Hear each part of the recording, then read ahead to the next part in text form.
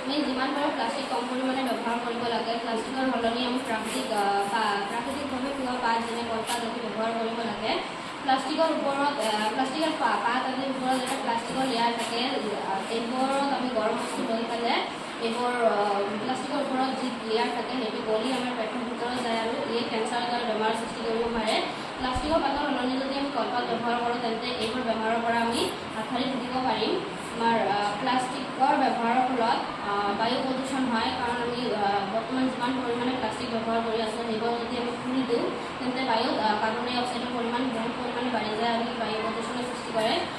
ইয়াৰ পৰিৱৰ্তে আমি যদি প্লাষ্টিকবোৰ মাটিত দম কৰি ৰাখোঁ তেন্তে ইয়ে মাটি প্ৰদূষণৰ সৃষ্টি কৰে আৰু পানীত পেলাই দিলে ইয়ে পানী প্ৰদূষণৰ সৃষ্টি কৰে, যাৰ ফলত মানুহৰ বহুতো বেমাৰ হৈ আছে বৰ্তমান। সেই পানী ব্যৱহাৰ কৰিলে মানুহৰ বেমাৰ হয়। তাৰপিছত সেই পানীৰ ফলত আমাৰ পানীত থকা যিবোৰ জলজ জীৱ আছে সেইবোৰো বেমাৰৰ মুখত পৰে। গতিকে আমি যিমান পাৰোঁ সিমান কম পৰিমাণে প্লাষ্টিকৰ ব্যৱহাৰ কৰিব লাগে আৰু প্ৰাকৃতিকভাৱে যেনে কলপাত আদি ব্যৱহাৰ কৰিব লাগে।